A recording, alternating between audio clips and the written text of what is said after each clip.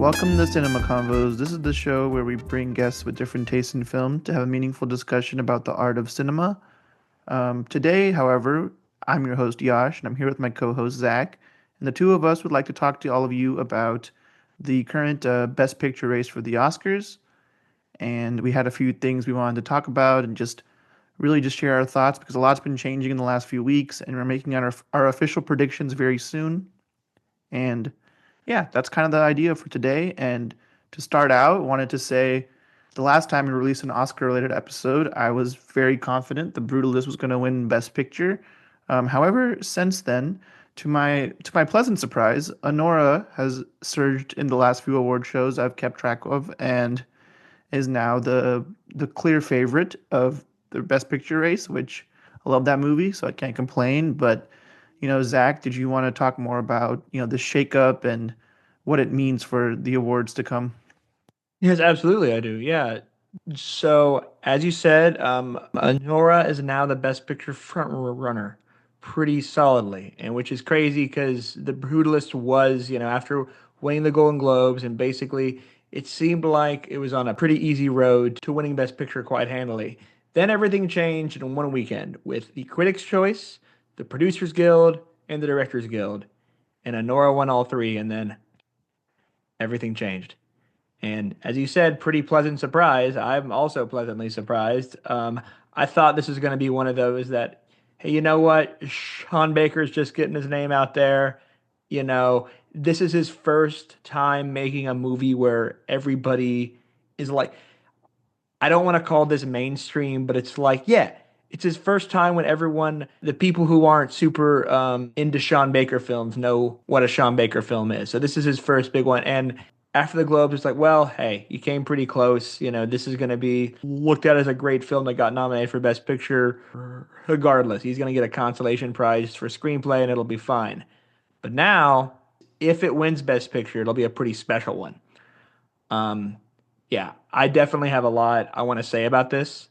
And I think so. What I want to do for this episode is I kind of want to talk about specifically Anora, but also every other film nominated for Best Picture. I know, Josh, I know you've seen all of them.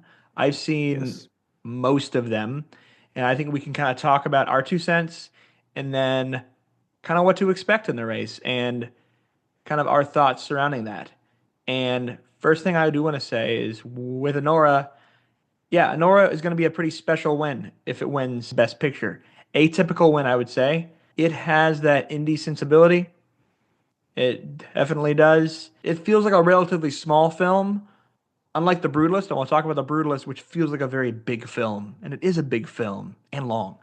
But Anora feels like a very small film. We haven't had a film feel this small since Best Picture winning film Coda 4 years ago. Felt pretty small. And the use of amateur actors in Anora. Uh, that's a Sean Baker special, and that has really only been used pretty heavily in one other Best Picture winner, and that was 2020's Nomadland. So that I think is really cool. So I think there's a lot to really celebrate if this is the Best Picture win. Do you have anything that you want to add about Anora? Yeah, I mean, you've covered a lot of what my thoughts were. I do think it's funny you bring up Coda because this shakeup is very similar to how Coda also started surging near the end. Mm-hmm. And I think it's cool. I mean, Coda was better than The Power of the Dog, in my opinion, and Anora's better than The Brutalist, so I'm not upset about it. Um, and it's funny because when I first saw Anora, I'm like, okay, this will probably win Best Picture. Then all these other films came out, and then I was less sure. But then after all of, we kind of back to where we started with all the award shows happening and these major wins happening, and we're at the point where like even regardless of how the films perform at SAG, I still feel like when we do our predictions next week, I'm still going to think Anora is the best picture winner. I don't think there's much that can change that at this time. No, I agree with that. And it's sort of funny with that Best Picture race with Coda, as you said, that the front runner was The Power of the Dog. Not many people were really there was not a lot of passion behind The Power of the Dog. Not really. People were like, it's gonna win. It's the best of the bunch. I mean, what are you gonna do? But there wasn't a lot of passion. I would compare this with The Brutalist because yes, everyone agrees. Yeah, The Brutalist is great. I mean, but it's it is the best picture film. But no one it doesn't have the excitement that an Anora has. Yeah, So I wouldn't. I feel a lot more excitement if Anora wins Best Picture. Like if The Brutalist won Best Picture, I'll be like, yeah, well, they're always picking movies like The Brutalist. It's not like yeah, it's not anything new. but I think it's showing that Academy voters don't pick the one that's next in line. They vote with their hearts, as they should. Yeah, absolutely. And I know last time this shakeup situation happened, I stuck with the power of the dog, and I think you last minute said I think Coda's gonna win, and you were right. So I think I learned a lot from that year. I think that taught me a lot about the precursors and how they work and like in terms of Oscar predictions. Yeah, no, absolutely. Um, moving on, speaking of, let's talk about The Brutalist.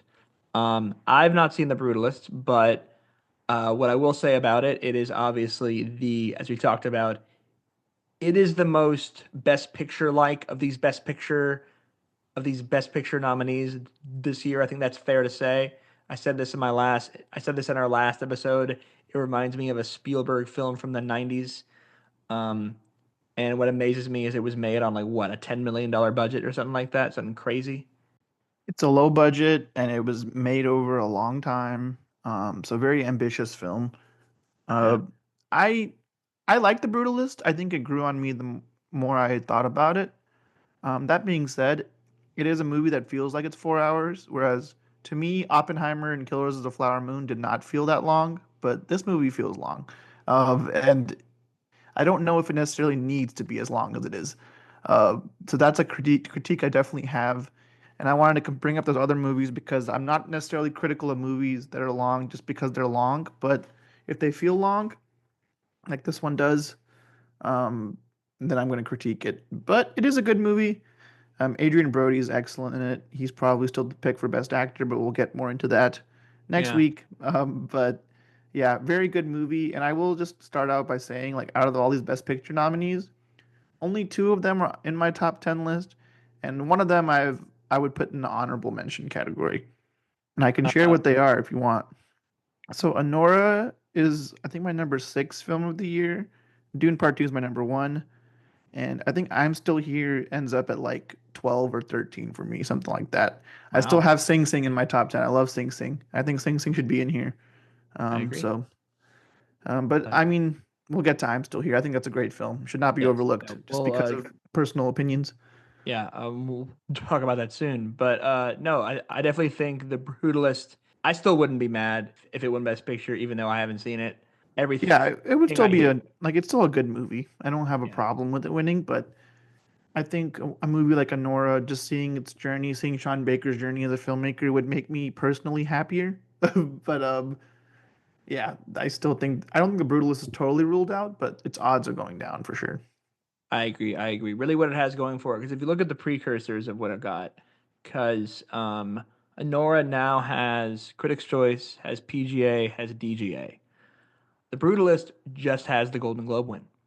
And as I've kind of collected some data here, Golden Globe wins don't matter that much in these picture categories. Yeah. They matter more in acting categories, but picture categories, it's basically a film wins a Golden Globe, and you're like, oh, they're going to win the Oscar, and then you remember it's not a sprint, it's a marathon, and you forget because other films that didn't win Golden Globe, Everything Everywhere All at Once didn't win the Golden Globe. The Shape of Water didn't win the Golden Globe. Coda didn't win the Golden Globe. Parasite wasn't eligible for the Golden Globe for comedy or drama.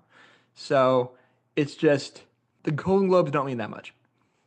Yeah, Golden Globes are more wild card award show. Yeah. Um, but yeah, those are my thoughts on The Brutalist. Should we just go alphabetically? I have them pulled up. Yeah, sure. Let's go alphabetically after those two. So next up is A Complete Unknown. Good film, solid biopic. I think the last 30 or 40 minutes of the movie are exceptional, but the rest of it is pretty by the numbers. It's a good movie. Timothy Chalamet is great. When I first saw it, I thought Timothy Chalamet might be the Oscar winner this year. But then Adrian Brody and The Brutalist saw that, and that's pretty much left Timmy with lower chances of winning. But it's a good movie. It's if you like music biopics, you'll like it. If you don't like music biopics, it's not the one that's gonna win you over. That's all I can really say about it. That's fair. No, I mean, I think I haven't seen this one either. Um, but from what I hear, Timothy Chalamet is great. But I have heard the by the numbers biopic stuff. But the Oscars love by the numbers biopics. Bohemian Rhapsody. It's like it's not that far from Bohemian Rhapsody from what I hear. And I mean, I was gonna say the Oscars love biopics like Elvis, but they didn't award Elvis with anything, so See, I that think doesn't mean much. I thought Elvis was so innovative. Like it was so different. I feel like it had the formula elements, but its visual style made it unique. I feel like a complete unknown was mostly just going through the biopic motions and personal bias. Like I just don't care for the music as much as like I like Queen more than I like Bob Dylan's music. So Bohemian Rhapsody is just a more entertaining movie for me. True, but I mean, a film that gets six above the line nominations has to be talked about. And by that I mean, just to be clear, it got picture, director, three acting nominations, and screenplay, which I mean, for any film to get three acting nominations is quite something. Also, going to throw this out there: it's a music biopic. All three of the actors, Timothy Chalamet, Edward Norton, and Monica Barbaro, all play real people, Yeah. and the academies love that. hmm I can But see why it's nominated for all these things. I just don't think it's not the James Mangold film we should recognize at this level. He's made yeah, better movies. speaking of James Mangold, um, congrats on getting that Best Director nomination. Even after you got the DGA nomination, still there weren't a lot of people who thought you would get the Oscar. So the first one of his long career in Hollywood. So congrats to him. For sure, James. You're a great director. We're big fans of you around here. Let's move on to BAFTA winner Conclave. I like Conclave. I'm aware that Zach likes it more than me, so I'll let him speak more on it. But I think it's a good movie. Very technically well made, very well acted, very interesting ideas. A little slow for my personal preference, but I mean, I think the score is probably my favorite score of the year. Like it's a great score. But overall, good movie. I think it makes things accessible to people who are not religious, even though it's about like faith-based processes. So that's cool. But yeah, I don't have too much else to say about Conclave. Oh yeah. So with Conclave, I really liked it. It wasn't my favorite film. I would say it was in my top five of the year. I would say that. I really liked its scope. I liked its focus on just individual. Everything's revolving around Ray Fiennes' character, how he's kind of in the middle of this whole thing. I like that it's political. I don't mean political as in a certain side of the spectrum. I mean political as in dealing with people and dealing with you're either on our side or you're on their side. There's no in between and those kind of things and really kind of how one little thing can change everything. And just I think the pacing is done really well. As you said, the score is fantastic. Costume, cinematography. It wasn't nominated for cinematography, and that is crazy. So Mm. I really like it. I was thinking for a while that it had good odds to win Best Picture.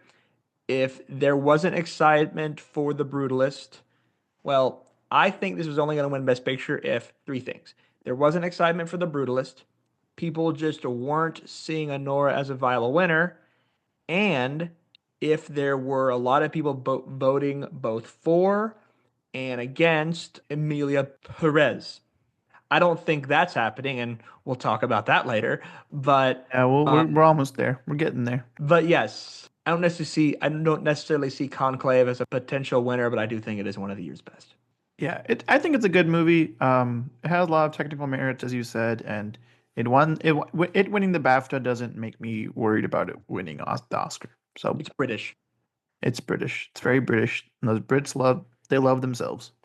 All right. Next up, Dune Part Two. Phenomenal movie. My number one favorite movie of the year.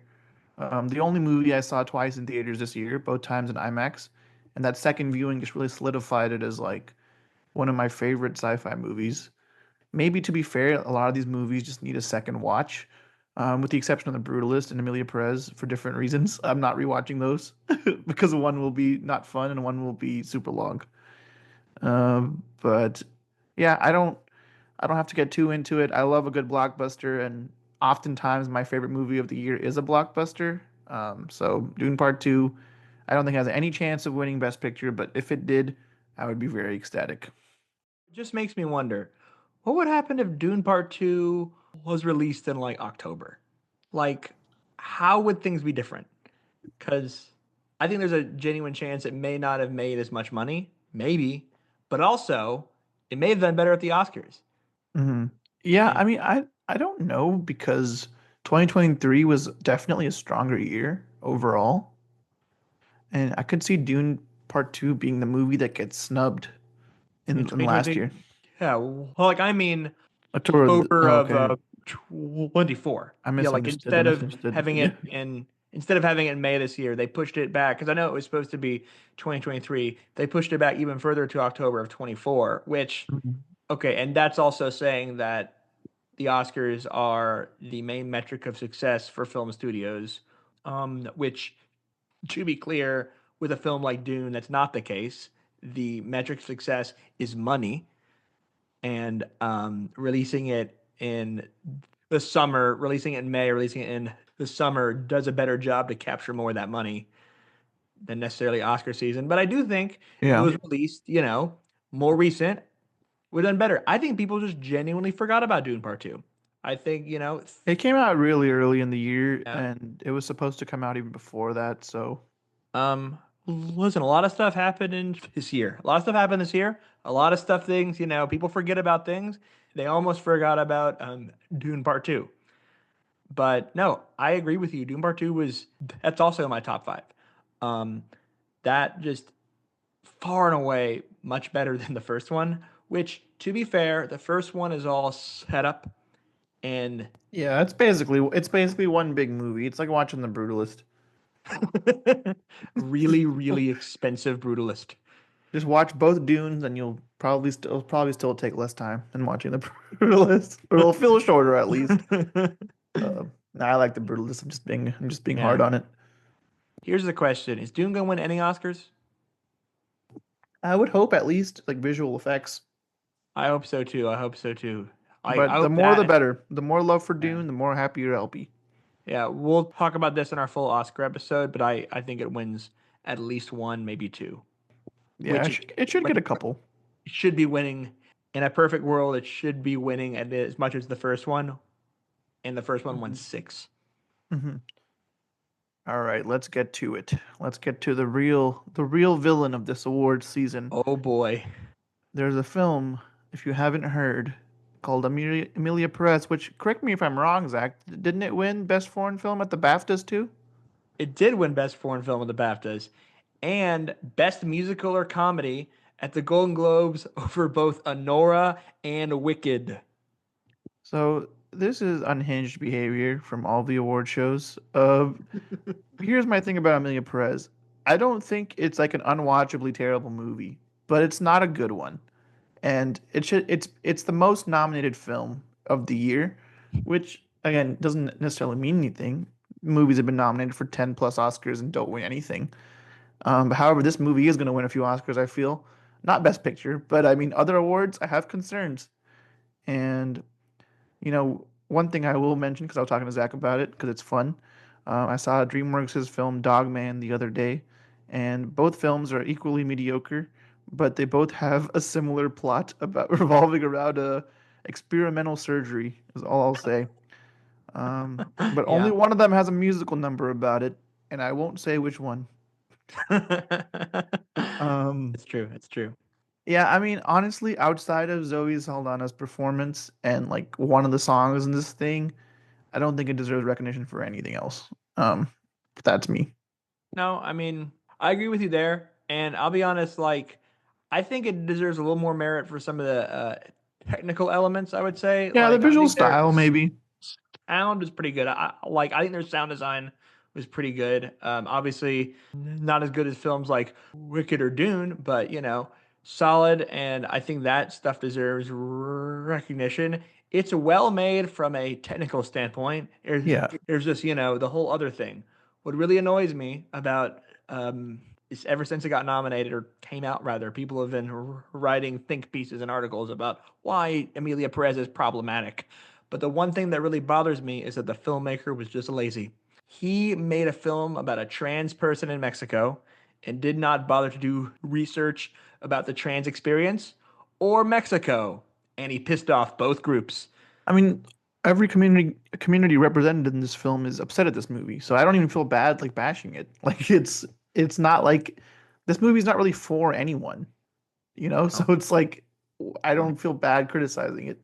I mean, I think it's for some people. It's for people to watch this film and to feel better about themselves and be like, "Hey, I'm progressive. I'm watching a movie like this, you know. I've heard people say that this is the best movie I've seen all year, and I have to ask, do you not see a lot of films, or do you just like how this movie makes you feel about yourself?" Because I think those are the only those are the only options. It's a movie that is undeniably original and unique, Yeah, but it does not mean it's good or entertaining or interesting. yeah. This is one of the few cases, and I will say this: if they were giving awards for ambition, yeah, I would give them awards for that. But the thing is, the awards aren't for ambition; the awards are for execution. Well, Megalopolis was ambitious, and that's like a Yeah, Razzie darling. So exactly. what does that say? Listen, Emilia Perez and Megalopolis aren't as far apart quality wise as they should be. I will say that. The difference between 6 Razzie nominations and 13 Oscar nominations is a thin line. I don't know if it's six. I think I remember a lot of Yeah, that it. sounds about right. But it's also, I will say this about both movies: the people don't talk like people, but especially Megalopolis. It's like, Especially as some of the lines Selena Gomez has in here. I was like, please don't yeah, nominate Selena Gomez for Best Actress. And yeah, I was afraid they would. like, no, no, no. And think about that, about the lines she says, and think about this. We're saying this, and we don't even speak Spanish. Like, imagine if we understood Spanish, how much work we would have to say about that. Yeah, no, I've heard criticisms about it, but I'm not a fluent Spanish speaker, so it didn't affect me. Yeah. And something I will say is we would have a lot more to worry about with Amelia Perez if in the past 3 weeks there wasn't a full-on scandal that basically shot its chances of Best Picture in the foot. Uh, Yeah, Too long didn't read Carla Sofia Gascon, the lead actress. There were some old tweets that were resurfaced that she said back in from 2016 to 2021 that said some pretty abhorrent things. I'm not going to say all the things, but they were pretty bad. And she is getting hell for them. And just kind of what a way to just start your career and just speed run like cancellation because you just for started your real. career and it's done and it's over. Yeah, she was, preaching about something at the Golden Globes, and now she's like skipping award shows. So Yeah, that's quite a turnaround. there's a real chance you might not see her at the Oscars. There's a real chance we might never see her again. Honestly, fair. Like I don't know anyone's gonna hire her for a while. That's that is honestly fair. But no, Amelia Perez, it's not gonna win. Actually, yeah. So it's not gonna win. I don't think it's gonna win Best International Film anymore. I think the winner of Best International Film is another film nominated for Best Picture, and that's what I would like to speak about now. It's next up anyway. So let's do it. I'm still here. I'm still here, which I'm not going to speak for you, Yash, but when I saw that this got nominated for Best Picture, I was shocked. I didn't see it coming either. No one saw it coming. I will say this: do you know why it was a beneficiary of the extended deadline? Hmm. Because with the extended deadline because of the wildfires, people have more time to see this movie. They got more screeners. People saw it and were like, "This is one of the best movies of the year," and they nominated for it. If there was no extended deadline, I truly believe it would not have been nominated. What would have been nominated is probably Sing Sing. unfortunately. You That know, and I'm Still Here and Sing Sing are at least both great films. I do wish it didn't have to be one of those two to get eliminated, but yeah, I'm Still Here is excellent. The most recent one I saw was I'm Still Here. Um, it's not in my personal top 10, but it's absolutely like in my top 15 of the year. Maybe it's just like a something I'll have to revisit, watch it again, but great movie, great lead performance. True story. Did not know it was a true story until the end. I knew it was based on like real events and like real historical context, but I did not know this was about real people until the end, and that kind of makes the movie just like 10 times more impactful. absolutely, yeah. No, like I'm still here. Yeah, so I saw it. I saw it too, and that was actually my favorite film of the year. And I didn't see it until a couple weeks ago, but before I saw that, and I'll give a quick shout out to another film. My favorite film of the year before that was A Real Pain. Um, Very good film. that was also a film we thought was going to get a Best Picture nomination, but I mean, hey, it got pushed out for I'm Still Here, arguably. Yeah, But also a great film. I'm Still Here is much better than A Real Pain. That was a very impactful film for me. It felt grand. It felt really like a grand film, honestly. It was a saga. It yeah, took place over multiple time periods too, and just it made it's amazing how such a unique to Brazil. It talks about their specific political history and specific things would really only resonate with them. And it's resonated with the world, resonated with people all over. And I think that's so special because at its yeah, heart, it's a universal story. It's about a mom trying, basically trying to shield her kids from the dark reality that they're living through in a lot of ways. That's part. I mean, it's part of a couple other things, but that's a big part of it, and I think that's universal. yeah. It's a great film, and funnily enough, I had seen The Seed of the Sacred Fig uh like a few weeks before, and I bring it up because both films revolve around like a different country's like turmoil. So things that maybe as Americans we're just not as familiar with. And I think both films do a good job of like, making it appealing for a universal audience. I will say I'm Still Here does a slightly better job. It took me a while in The Seed of Sacred Fig to like really understand what was going on without knowing the context. But I'm Still Here has such a like it has such a universal family struggle story that I think anyone can watch and really get behind. But both films have like disturbing moments, similarly disturbing moments. They're both PG-13. I don't know how, but they're pretty like dark and mature films, and they're similar in some ways. But I'm Still Here is the one that deserves the Best Picture nod more than A Seed of Sacred Fig. But both are good. No, yeah, absolutely. And I'm still here. It may sound crazy. Okay, if there is no passion for the brutalist and Anora isn't as popular as we think it is, there's a chance something like I'm Still Here can shock us all.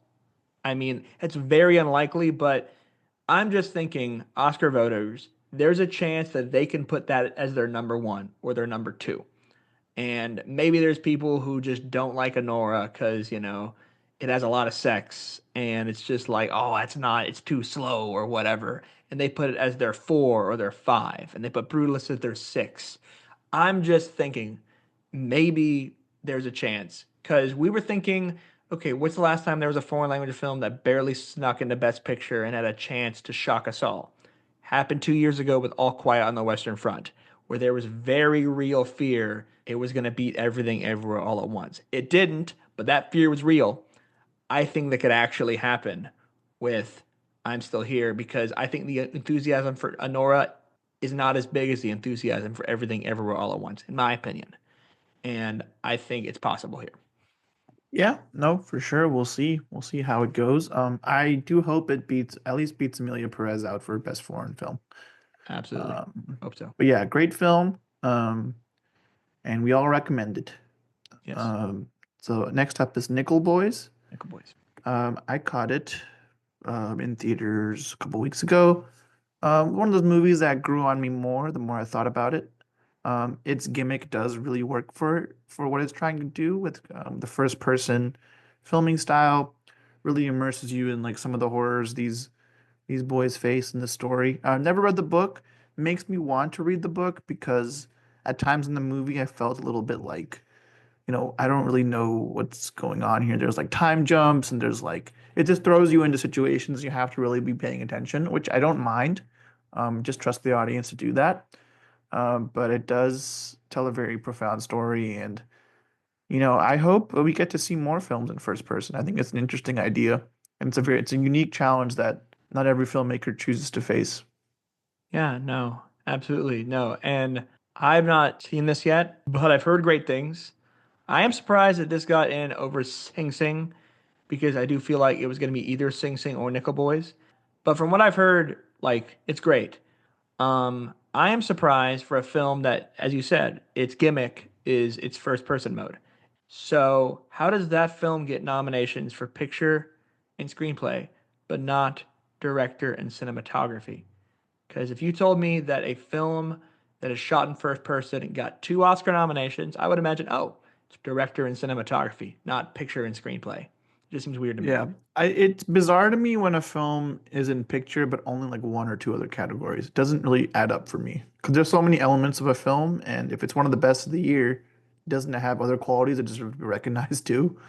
Yeah, no, Um, that's that. Like, I always thought that was weird too, because that means if it gets into Best Picture, it means it has broad appeal, but I guess it doesn't have specific appeal.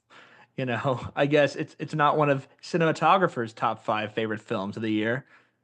yeah, and I think it's a good film. It's pretty bleak. It's not the happiest movie, but there are some surprises in the story that make you really reflect on it and kind of see the whole thing differently. Like there's one major thing that happens. I won't say what it is, but like it reframes the entire movie. So cool movie, good movie. Um, all these movies are good except for Amelia Perez. Like that's just the reality of this year. Like it's a No, good it's year. yeah. I mean, honestly, it's surprising when you have a film that we can just say is bad Yeah. in the Best Picture field. Yeah, there's always one that I'm kind of like indifferent towards, but it's more rare that there's one that's truly just bad. No, like, Um, I mean, no, like, and I agree with you. Like, I think we're probably in agreement with last year. Zone of Interest wasn't our favorite. I would never call that a bad film. yeah, it wasn't a bad film, but No, it was the one for last year. yeah, but like for that one, it's just like I saw what it was doing. Like I saw doing, I recognized its merit. It just wasn't for me. I can just look at Amelia Perez and be like, that's not for anybody. Yeah, ain't for anybody. That's true. But yeah, moving right along, The Substance, the Ooh, craziest pick of the bunch, but love to see it. I think this is a great movie. I do think if you love this movie, you probably love the last 30 minutes. And for me, it just became too much before it ended. And because I loved this movie until those last 30 minutes where it just got too bonkers and lost me a little bit. But it's a really good movie, really innovative. Great performances, great concept. Very gross. If you don't like body horror, this is not the one for you, but it's still worth seeing. It's so cool. Love original films like this. absolutely. Yeah, no. A body horror film got nominated for Best Picture. Just think about that. That is We need something. more horror in the best picture category, at least one a year. It's Yeah, unacceptable. it's gross, it's bloody, it's in your face. It's like, yeah, no. There are And a lot of fluids in this movie. uh, That's the there, best way to describe it. no, like literally, there are. Um, and no, I agree with you about the last 30 minutes because the last 30 minutes knocked it down at least half a star for me. The last 30 minutes were like, this is not for me. No, yeah, But I'm completely with you. Like I would have given this movie like a 9 out of 10 until then, but I dropped it to an 8 because I was like, this is getting a little too much. I'm like laughing now. This is not working the way I think it's supposed to. no, it's same. Like that's nor I think I was gonna give it like a well, I was gonna give it an 8 and I gave it a 7 because it's just like no, nope, nope. When it goes to I can't stomach the rest of the movie. And I watched it. I finished it, Yeah, but I watched the whole thing, but it but got like to the point where I was no. just like, I don't. This is getting to be a lot. But again, seeing a movie like this in the Oscar race is awesome. I will say something, and I know people I've had friends say this that they think the film over sexualized, like oversexed, and I've I definitely didn't. heard this film being called gratuitous by multiple people. Yeah, I didn't understand what they were saying before I saw it. I kind of agree. I'll be honest with you. I think I understand what the director is doing. I think the director was overdoing it a bit. I think there's just a little. I think there's a little much.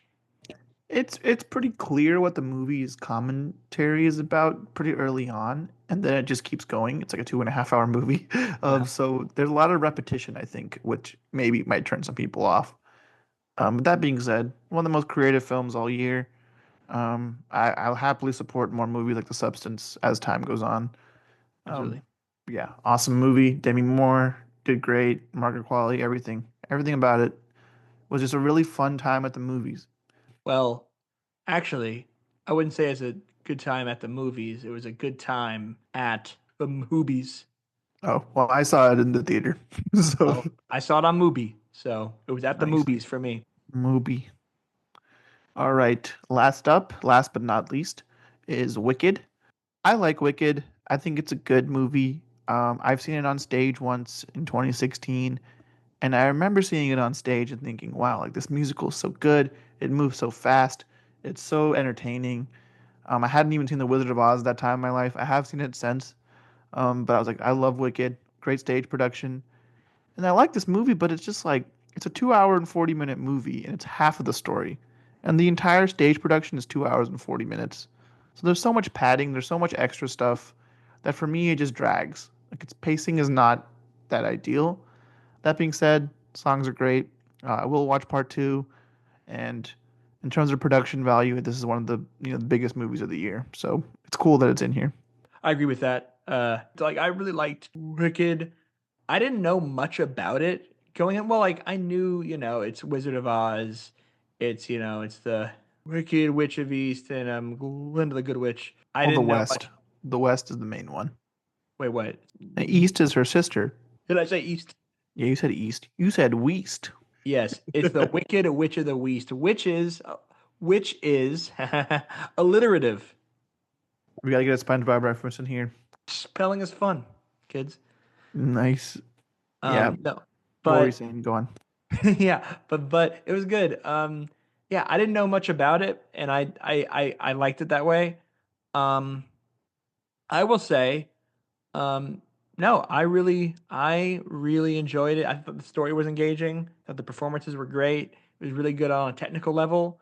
I thought the production design was very, very good, especially what those scenes in the library, like that one musical number in the library was like one of my favorite like technical scenes of the year. Like I loved it. So I'll share a fun fact with you, Zach. That library scene is very hard to watch if you're Indian. And I'll tell you why. Because in our culture, we're not supposed to put our feet on books. Like it's just like one of these things we're taught as kids. So like there were TikToks about it too. Like that whole musical number is just kind of cringy for us because like we're not allowed to do that. So like he's just stepping on books, dancing on books, and it's just like and we're all like, oh well, we'd be caught dead doing that. So that's kind of a fun tidbit. But otherwise, yeah, it's a really cool musical number, and it's a good movie, and it's 10 times the musical that Amelia Perez is. This musical numbers add so much value to the story. But I will say the only knock against Wicked is it doesn't have a song about sex change operations. So, Or does it? or does it? What do you think The Wizard and I is about? I'm just kidding. But that's pretty much all I wanted to say about Wicked, I think. Yeah. I will say, if it's in my book, I would give Ariana Grande the Oscar over Zoe Saldana if it were me. Yeah, I agree. I mean, this isn't even Zoe Saldana's best performance, but Ariana Grande has so much love for this character and role. Like, like that's the thing. The thing I like about Wicked is it's clearly a movie made with a lot of love. It's made with good intentions, and it's a movie made for everybody. Like, yeah, Conclave is PG, but like Wicked is the only like movie in here that's like family oriented. Yeah. So it's just fun to honor movies like that, I think, every now and then. Just because Conclave is PG does not make it family oriented. That's not a movie you go see with the family. Hey, Man, everybody, it was so funny. Conclave. No, because I saw Conclave with my buddy Rishi, and the trailers were all like I don't know, like Smurfs and like it wasn't Smurfs, but like those kind of movies. It was Dog all Man. just like PG, Dogman, like PG movies, and I'm like, yeah, because the movie's PG, they can't show like explicit trailers before this. He was like, this is PG, and I was like, yeah, which is actually surprising. After watching the film, I think there's some heavy topics in there that I don't want to explain to the Yeah. kids. Film about the Catholic Church really shouldn't be PG, just in general. Yeah, But yeah, that's those are all the Best Picture nominees, right? yep, that's everything. Overall, good batch with Honestly, one yeah, bad egg.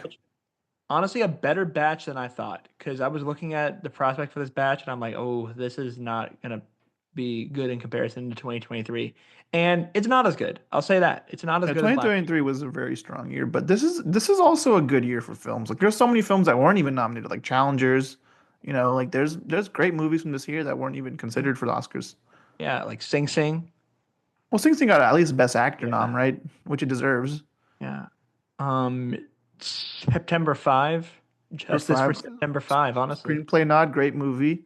yeah. What else did I watch that was awardsy? I mean, I've watched 90% of all Oscar nominated content this year, actually, and I think I'm capping it there. Okay, Um, that's you need to watch everything. I don't think I can do it.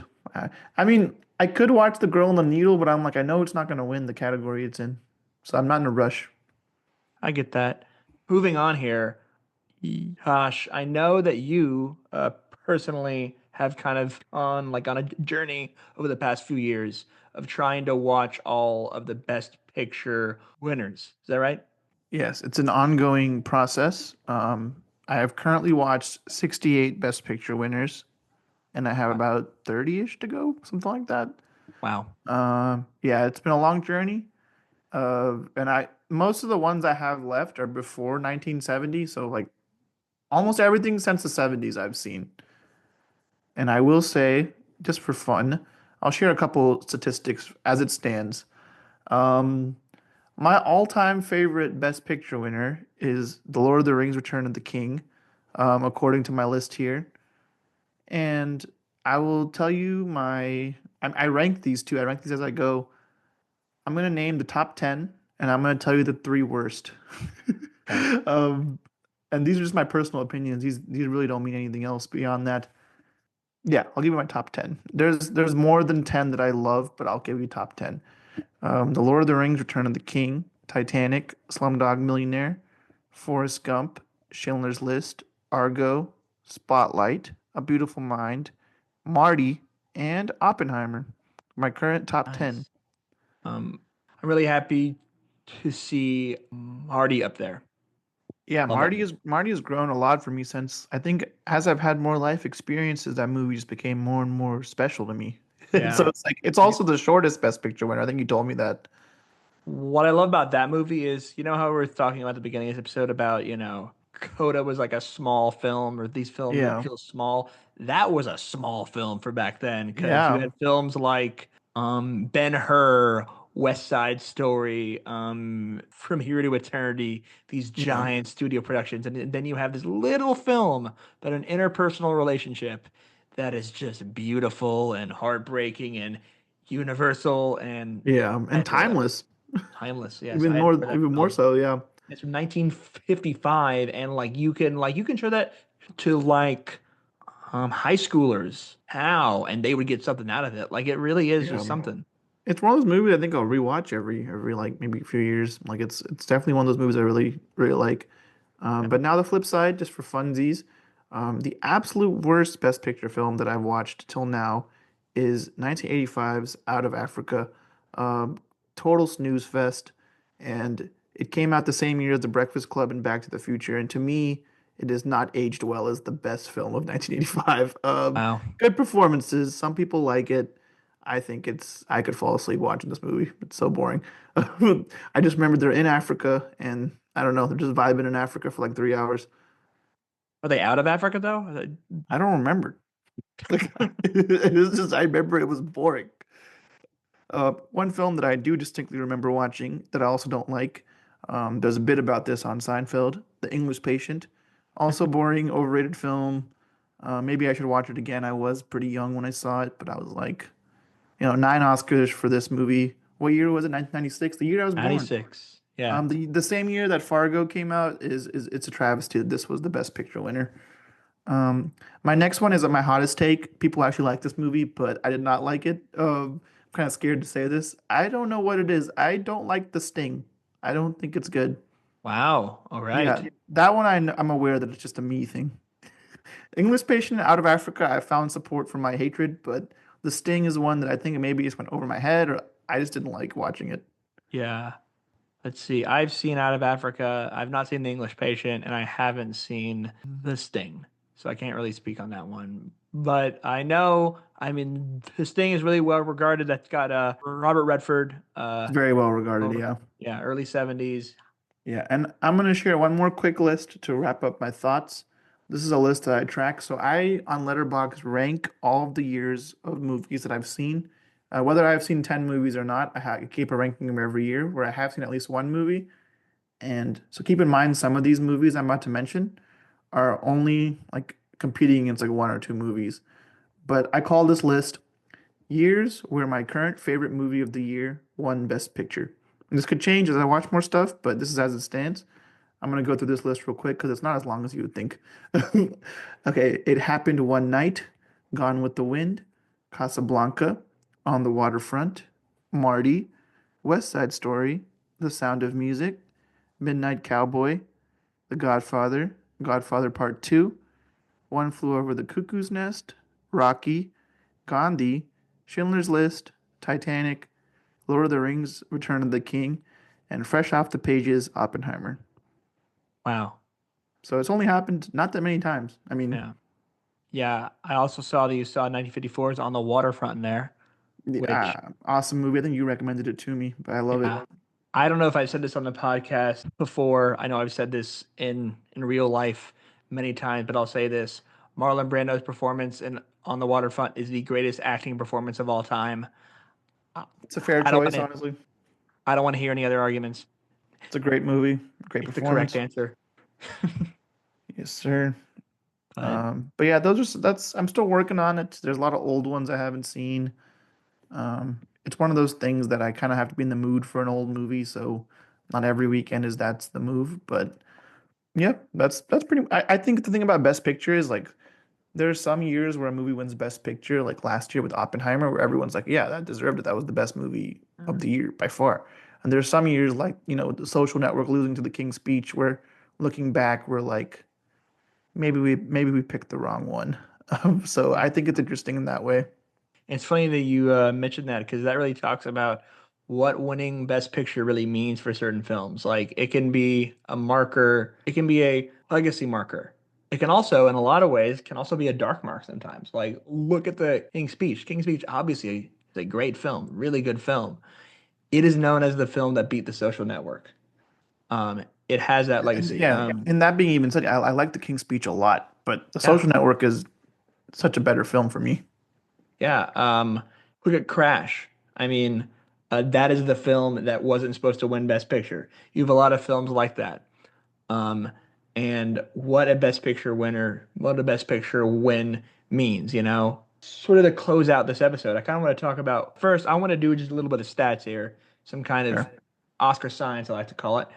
So, as I'd said earlier in the episode about I don't think the Golden Globes, those don't really mean much.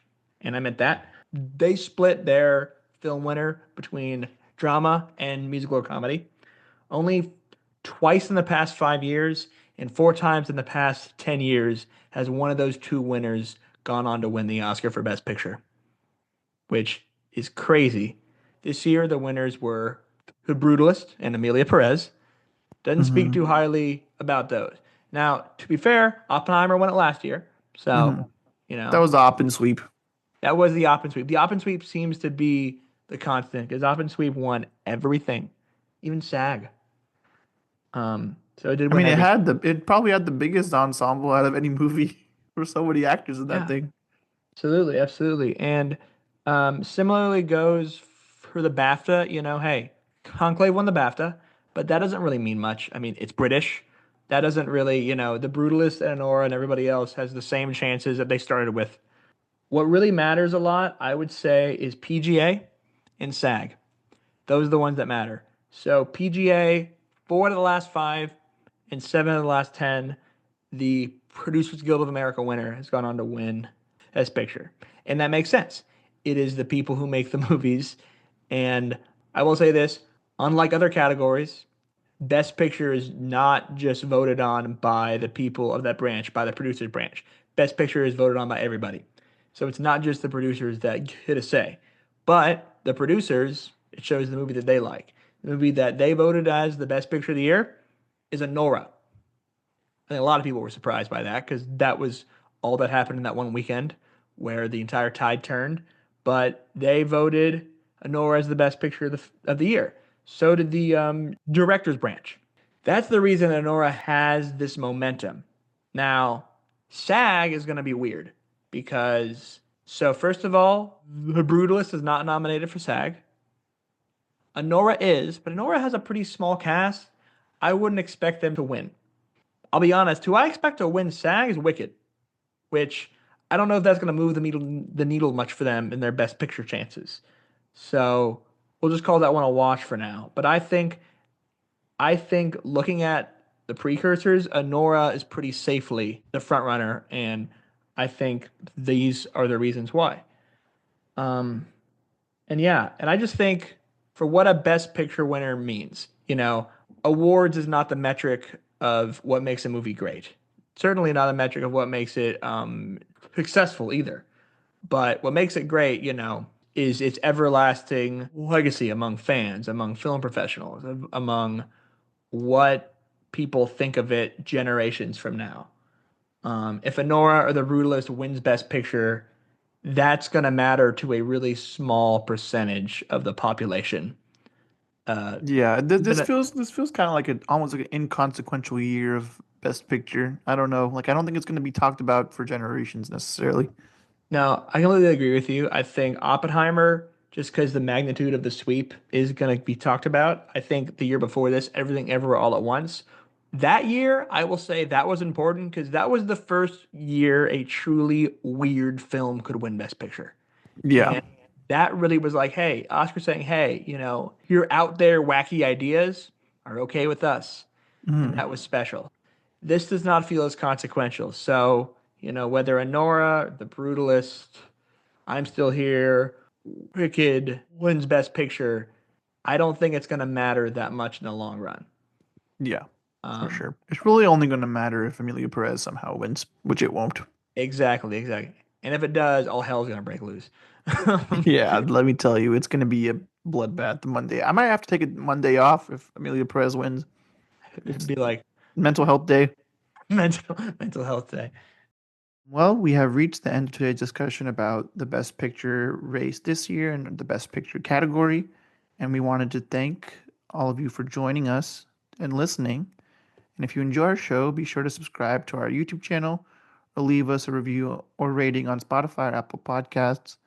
And you can stay up to date with new episodes by giving us a follow on Facebook, Instagram, or X, and support our show by checking out our available merch.